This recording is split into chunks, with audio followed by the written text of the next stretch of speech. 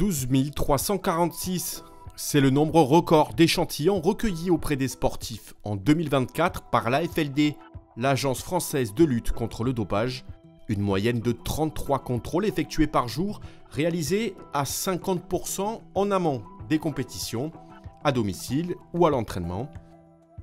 Des prélèvements effectués en grande partie auprès d'un groupe cible de 300 sportifs professionnels de haut niveau contraints d'actualiser leur localisation quotidiennement. Des contrôles réalisés également à la suite de signalements traités ensuite par le département enquête de l'AFLD. En 2024, une dizaine d'enquêtes, même 11 plus précisément, ont été ouvertes par l'Agence française de lutte contre le dopage sur décision du secrétaire général. Ça permet aux enquêteurs de mobiliser des pouvoirs d'enquête qui sont inédits en matière d'antidopage, tels que des visites domiciliaires, c'est-à-dire, pour le dire simplement, des perquisitions administratives, la possibilité d'utiliser un nom d'emprunt sur des réseaux, la possibilité de faire un coup d'achat, autant de pouvoirs qui permettent d'établir une violation des règles antidopage, notamment une violation non analytique, par exemple un trafic, par exemple une administration ou une possession de substances interdites. Cet échange d'informations permet également de mieux affûter nos outils, de mieux cibler les contrôles antidopage et peut-être de transformer l'information en un résultat d'analyse anormale.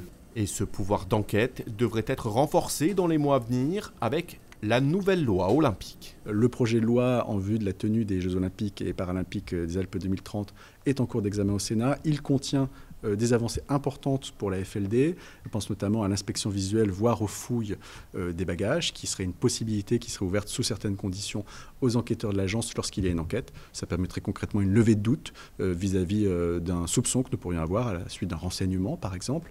Nous avons aussi un nouveau canal qui sécurise le partage de données sportives. C'est aussi très important pour nous d'avoir accès aux data. Un pouvoir d'enquête renforcé donc dans un contexte international de plus en plus hors de contrôle. En 2026, les NS Games se dérouleront à Las Vegas, une compétition qui autorisera les athlètes à se doper afin d'aller chercher toujours plus de records. Effectivement, les NS Games sont un vrai danger, surtout en termes de vitrine, parce qu'ils montrent une compétition où le dopage n'est pas simplement autorisé, il y a une véritable incitation à se doper avec l'idée, il y a des récompenses financières assez alléchantes qui sont proposées pour arriver à exploser des records sous dopage. Et donc en France, une telle compétition serait interdite.